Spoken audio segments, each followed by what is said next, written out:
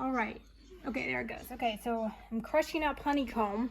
Show them a picture of this bucket here. Okay, here's the honeycomb that we're gathering the honey from. So I take it from here, and I grab a piece. Let me get a good piece. Okay, and then bring it over this bucket, and then I have to crush it to allow the honey to come out. There goes the honey.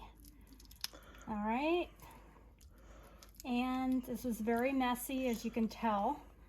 But what's going to happen is there's a strainer in here.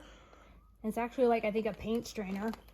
And that in the bottom of this top bucket, there are holes that allow it to go, the honey go through the paint strainer and then out of the bucket into the bottom bucket. And you can kind of see, can you get that down there where there's honey? Yeah, there you go.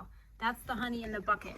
And then, you know, there's a spout there to put the honey into a jar. I'll do a couple more of these crushings. I do have a potato masher that I have used in the past to crush this, but this just seems like a better way to do it, I've discovered. And also, you kind of need this painter's mesh to be up off the floor of the bucket for it to strain well.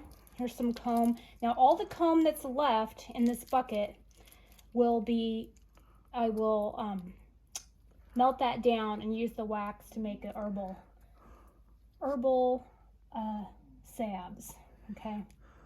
So it will not be wasted at all. Let's get one more piece. Now this is very old. There's a lot of honey in the bottom of this bucket. Just show you really quickly. Here's a piece here's a comb, and it's very dark colored. When the bees first, oh, this is messy. Let's see if I can get it over here. There we go.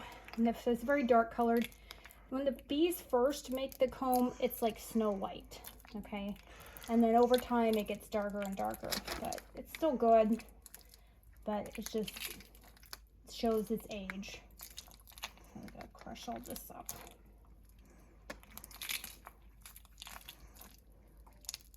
There's some good honey in there. The honey is beautiful, golden color. So it's not a dark honey, it's just the comb is dark. So, okay.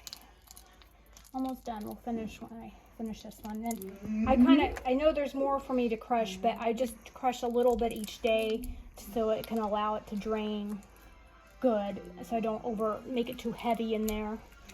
And then also I want to say, I put it in the sun here to kind of help it heat up so the honey can go through a little better. If we have the wood stove burning, I put it down in front of the wood stove because that really heats it up and gets the honey to flow out of the comb easier. Okay, so I'm going to stop there for today with the crushing part of it. I think I got all the parts crushed. And I know it doesn't look very pretty at all, but you want to get one more view in there of the honey. It's a comb, the crushed comb, and then the honey's going to be, and I try to get as much off of my gloves as possible. Okay, so that's crushing. That's how I do it. It's called the crush and strain method. It's pretty straightforward, very messy, but it works. It works for our small amount of hives we have. All right, thanks for watching, everyone. Bye.